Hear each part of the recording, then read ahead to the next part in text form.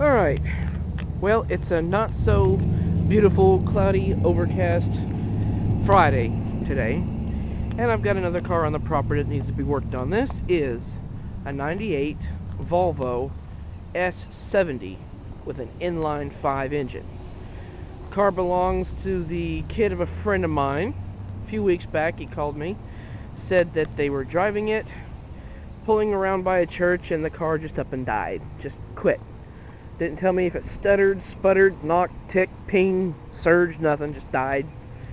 He went out to try to get it running. It does crank over, but it will not start. They cranked it until the battery died. So I told him I'd take a look at it.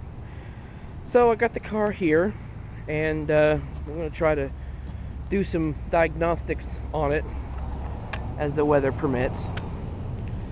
In any event, I've got the car here, and I've already found one thing of interest. This is what I would consider a high-end car. High-end for me, anyway. I don't drive around in Volvos. Anyway, there's an empty coolant jug in the car, and that automatically tells me that there's a coolant leak. Well, that would seem to be confirmed. There's that coolant bottle. Bone dry. Nothing in it. And not only is there nothing in it, but if you squeeze the radiator hose, you should be able to hear some coolant. And I'm not hearing anything. No coolant anywhere. I can't reach the lower radiator hose, but usually if there's any coolant in the system, you should be able to hear something, and I'm hearing nothing. That's not a good sign. I contacted them. They told me they knew about the coolant leak. Said that they were hoping that the kids were being responsible enough to tend to that. Well, clearly not. But here's the real head scratcher. Bone dry. And in fact, not the best looking. When I first pulled this dipstick, it was caked in what looked like mud. But it's a oily, milky rust. Granted, the car was on an angle when I first got to it, so I couldn't count on the oil reading that I was getting at the time. But it's at pretty level now, and it's not registering a thing. So, no oil in the crankcase, no coolant in the coolant system, or at least not enough to make any kind of a difference. I don't have high hopes for this engine, but I've been surprised before. Well, all in all, the car looks good. 98 model, interior, you know, it's got some wear and tear. I can't tell the mileage. The battery's dead, so I can't turn the key on and get the mileage. Look at that cassette player. And there's one of those adapters that allows you to play a...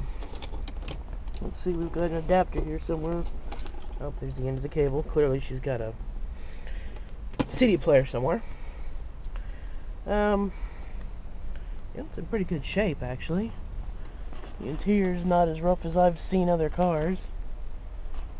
Actually, it's in pretty good shape. Too bad the motor don't run. No coolant in the engine that I can tell. No oil in the engine that I can tell. Not a pretty sight. Well, we'll see what we can figure out. Of course, the first thing I want to do when I get a chance, when I get back into town, I'm going to put some oil in the crankcase and put some water in it. We're past the cold weather, so I don't think I have to worry about that. Not that it's probably going to make much of a difference.